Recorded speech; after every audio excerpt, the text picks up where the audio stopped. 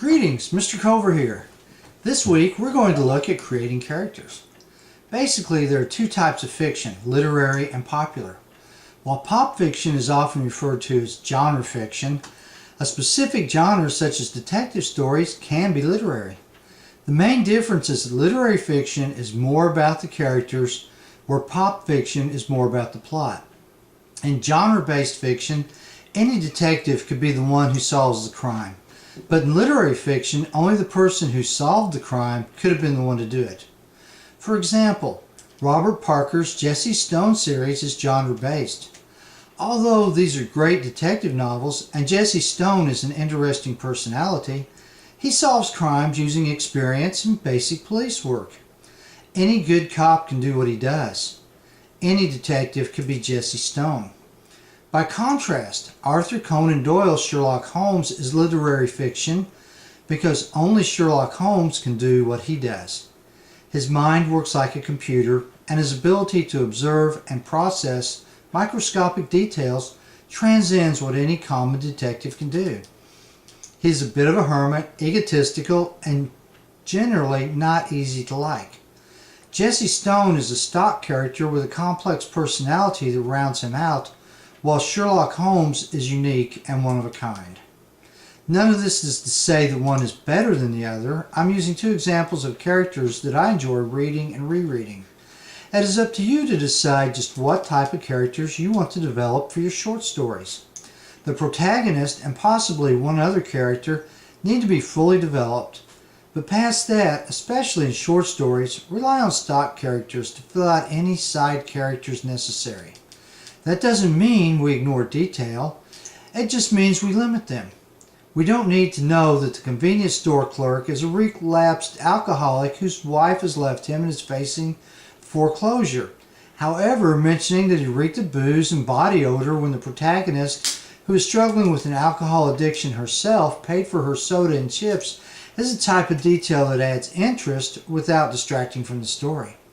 Note, the detail about the clerk applied to the main character's own struggle. Anything we add needs to further the story. So how do we go about creating characters? I suggest that for now we focus on creating realistic characters.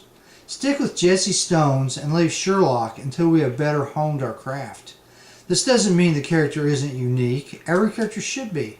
But like learning any craft, it is best to keep it simple early on. Having said that, one of the best ways to begin creating characters is observation. Go places where people congregate. The mall, pool halls, coffee shops, restaurants, parks, churches, swimming pools, you get the idea.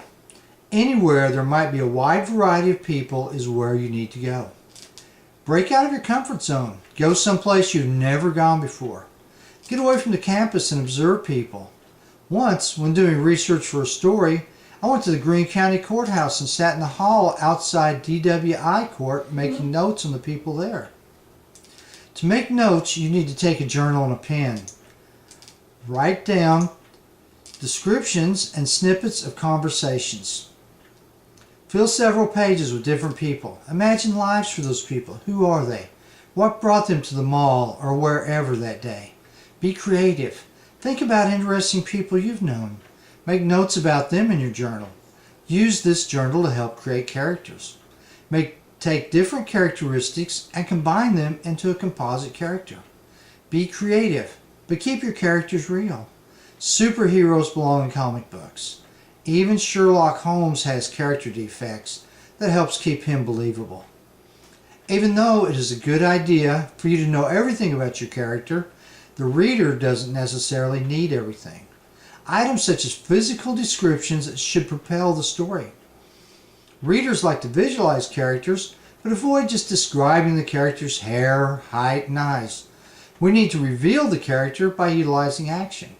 In her short story 11, Sandra Cicernos uses a brief but useful description of the 11-year-old narrator who is embarrassed by a situation involving a red sweater. Maybe because I'm skinny.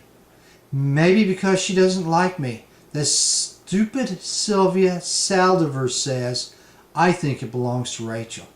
An ugly sweater like that, all raggedy and old, but Mrs. Price believes her.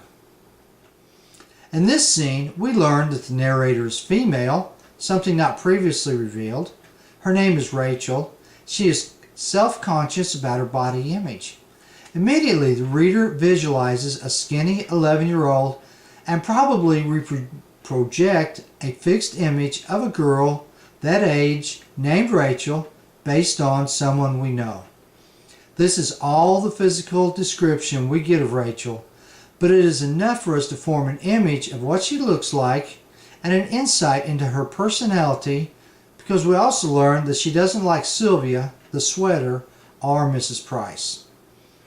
Your character's personality is going to be the backbone of the story. Have something happen to your character. In 11, the bad thing that happens is an apparently abandoned sweater is foisted on the narrator. In Charlotte Perkins Gilman's The Yellow Wallpaper, the bad thing that happens is the narrator slowly goes insane while locked away in an attic room. The bad thing can be as simple as a mistake over a sweater, or as horrific as being locked away in an attic. Whatever it is, we torture our characters so we can see what type of person they are. And hopefully we learn something about ourselves in the process, because it is your character's reaction to the dramatic event that shows us what their underlying personality is made of. However, we should avoid having a character violate his or her personality without good reason, or sometimes even when there is a good reason. And Tobias Wolff's Bullet in the Brain, the protagonist, Anders, is a book critic who can't escape the need to criticize, even though it costs him his life. In the story, Anders is in a bank that is being robbed. He snorts and laughs and mimics the robbers. Fed up, one of them states, "Your history, capiche?" Anders burst out laughing. He covered his mouth with both hands and said, I'm sorry, then snorted helplessly through his fingers and said, "Capiche, oh God, capiche." And at that, the man with the pistol raised the pistol and shot Anders right in the head.